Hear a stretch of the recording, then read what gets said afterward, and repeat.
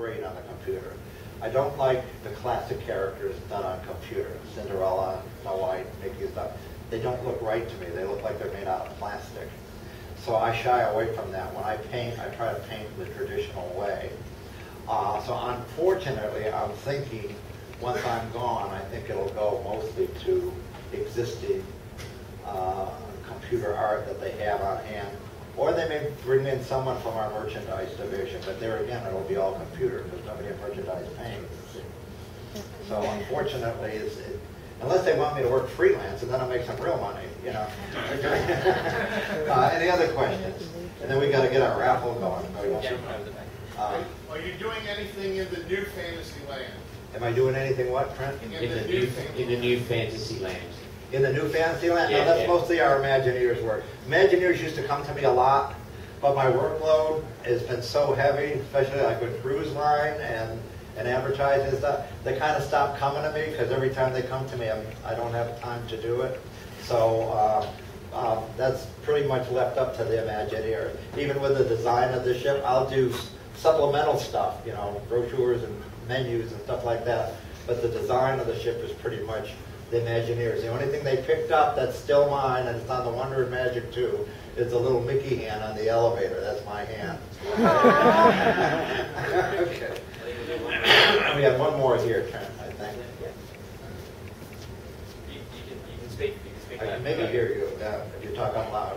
Yeah. Did you have like your own characters that you created, or have you always drawn Disney characters? Do I have, no, have I created my own characters? Not really. That's not really what my desire is or my love is. Now, for about 18 years or so, in addition to working for Disney, I also illustrated children's books at night. I work for Disney in the daytime, and I illustrate children's books freelance. A lot of them were Disney books because the publishers wanted Disney artists doing that. But it wasn't part of my Disney job.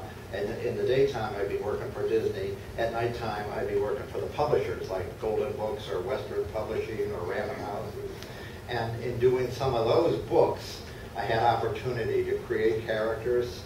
Like there was one, there a lot of them, like I say, were Disney books. There was one where Chip and Dale rescued this little dog, or rescue rangers, and I had to create the dog and stuff. So I've toyed with that a little bit, where I've created characters, and they still look Disney, but they're not. But my true love is working with the classic characters, and I'm very protective of them too. A lot of people in the company will come to me and ask me, well, can Snow White do this, or can Mickey do that, can Donald do this, what colors are Snow White's dress, and all that kind of stuff.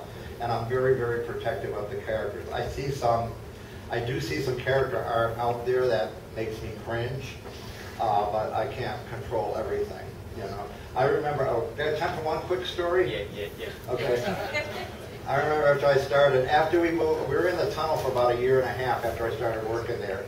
And then we moved to that glass building at downtown Disney, the Sunbank building. So I wound up back in the bank. I mean, the first floor was the bank and the other floors were all Disney, and we were in the second floor. So I was over at downtown Disney all the time, you know, and I'd check out the merchandise and all this stuff. And way back then, I think it's where the Lego store is now, they had a restaurant called the Miranda Restaurant. And in the back of that restaurant, there was an ice cream parlor. It was called Donald's Dairy. You go in there and get sort of like a Ghirardelli's kind of thing. And on the glass window, they had Donald etched in glass with an ice cream cone, which I supplied the artwork for. And they also had a Donald hanging on a sign, a hanging sign in full color. And I'd go over there, and the Donald, they had it in full color, but his little tongue, you know, that little triangle tongue, they had it painted black. And it drove me crazy because his tongue is red, not black. Every time I went over there, and I was over there almost every night, spending all my money. It was a bad place for me to work. I would dress, every time I walked by that sign, it would drive me crazy. So I would call Imagineering, and I'd tell them, you know that sign you got over at Donald's Dairy Dip, his tongue is white, it really needs, I mean, his tongue is black, it really needs to be painted red. And oh yeah, we'll take care of it. Well, after several months, and after about 6 times telling them, one night after work, I go walking across the street to downtown Disney with my red paint and my paintbrush, and I go up to that sign and I start painting the tongue, and the host comes around, what are you doing, what are you doing? That's all right. I'm with Imagineer. Just go scoop your ice cream.